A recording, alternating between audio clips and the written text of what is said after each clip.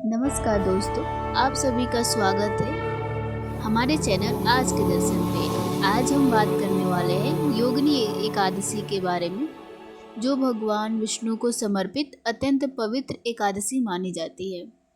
कहा जाता है कि जो व्यक्ति श्रद्धा और भक्ति के साथ योगिनी एकादशी का व्रत करता है, उसके अनेक जन्मों के पाप नष्ट हो जाते हैं और जीवन में सुख, शांति तथा समृद्धि का आगमन होता है।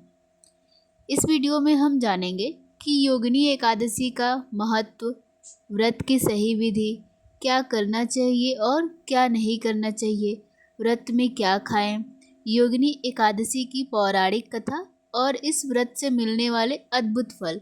तो वीडियो को अंत तक जरूर देखें और नए हैं तो चैनल को सब्सक्राइब जरूर करें। चलिए जानते हैं। हिंदू धर्म में वर्ष भर 24 एकादशियाँ आती हैं और प्रत्येक एकादशी का अपना विशेष महत्व होता है। योगिनी एकादशी आषाढ़ मास के कृष्ण पक्ष की एकादशी तिथि को मनाई जाती है।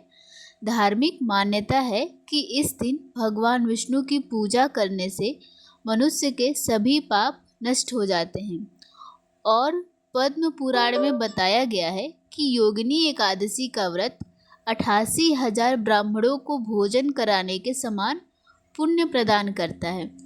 जो लोग आर्थिक समस्याओं, मानसिक तनाव, रोग या पारिवारिक कष्टों से परेशान हैं, उनके लिए यह एकादशी विशेष फलदायी मानी जाती है।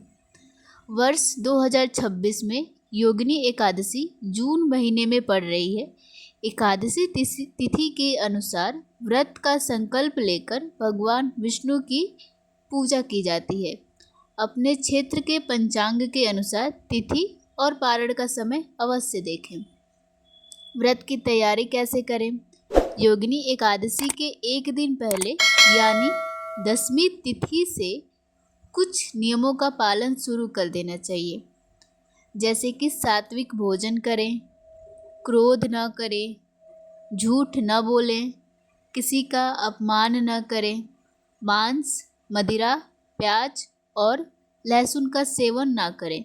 रात में भगवान विष्णु का स्मरण करते हुए सोएं। एकादशी के दिन सुबह ब्रह्म मुहूर्त में उठें, स्नान करके साफ वस्त्र धारण करें, घर के मंदिर में भगवान विष्णु और माता लक्ष्मी की प्रतिमा स्थापित करें।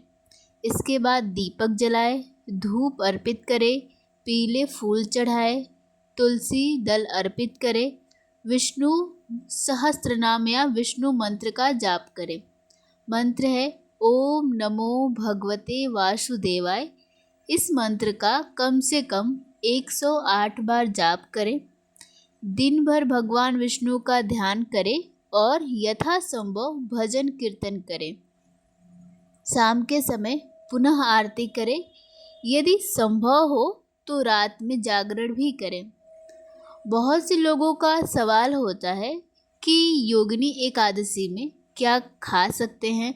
व्रत में आप ले सकते हैं, जैसे कि फल, दूध, दही, मखाना, साबूदाना, सिंघाड़े का आटा, कद्दू का आटा, मूंगफली, नारियल पानी। ध्यान रखें कि भोजन सात्विक और सीमित मात्रा में हो। व्रत में हमें क्या नहीं खाना चाहिए? तो एकादशी में भूल कर भी इन चीज़ों का सेवन ना करें, जैसे कि चावल, गेहूँ, दालें, मांसाहार, शराब, प्याज, लहसुन, तामसिक भोजन।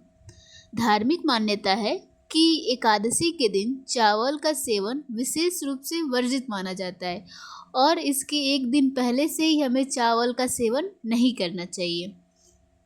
चलिए सुनते हैं एकादशी की कथा।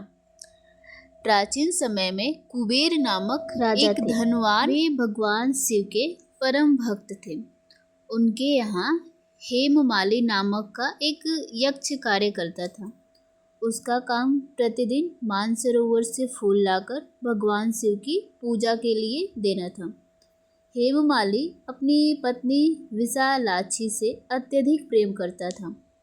एक दिन वह अपनी पत्नी के प्रेम में इतना मग्न हो गया कि भगवान शिव की पूजा के लिए फूल पहुंचाना भूल गया। जब काफ़ी देर हो गई तो कुबेर को क्रोध आया। उन्होंने हेममाली को बुलाया और कारण पूछा। सच्चाई जानकर कुबेर बहुत नाराज हुए और उन्होंने हेममाली को श्राप दे दिया। श्राप के कारण हेममाली को कुष्ठ रोग हो गया और वह स्वर्ग से पृथ्वी पर गिर पड़ा। वह जंगलों में भटकने लगा और अत्यंत दुखी रहने लगा। एक दिन भटकते भटकते वह महान ऋषि मार्कंडे के आश्रम पहुंचा। ऋषि ने उसकी दयनीय स्थिति देखकर पूछा कि तुम्हारी यह दशा कैसे हुई। हेममाली ने पूरा वृतांत सुनाया। तब ऋषि मार्कंडे ने कहा, हेममाली, यदि तुम आषाढ़ कृष्ण पक्ष की योगिनी एकादशी का व्रत श्रद्धा पूर्वक करोगे तो तुम्हारे सारे पाप नष्ट हो जाएंगे। हेममाली ने विधि पूर्वक योगिनी एकादशी का व्रत किया। व्रत के प्रभाव से उसका कुष्ठ रोग समाप्त हो गया। उसने पुनः सुंदर शरीर प्राप्त हुआ और वह अपने परिवार के साथ सुखपूर्वक रहने लगा। तभी से योगिनी एकादशी को पापों का नाश करने वाली और सभी दुखों को दूर करने वाली एकादशी माना जाता है। अब जानते हैं हम कि योगिनी एकादशी का फल। शास्त्रों के अनुसार पापों का नष्ट होता है, रोगों से मुक्ति मिलती है, परिवार में सुख समृद्धि आती है, भगवान विष्णु की कृपा प्राप्त होती है, मृत्यु के बाद मोक्ष की प्राप्ति होती है। तो दोस्तों, यह थी योगिनी एकादशी की संपूर्ण जानकारी। यदि आप भी भगवान विष्णु की कृपा पाना चाहते हैं तो श्रद्धा और विश्वास के साथ योगिनी एकादशी का व्रत अवश्य करें। कमेंट में जय श्री हरि विष्णु जरूर लिखें। वीडियो पसंद आया हो तो लाइक करें, शेयर करें और चैनल को सब्सक्राइब करना ना भूलें। धन्यवाद।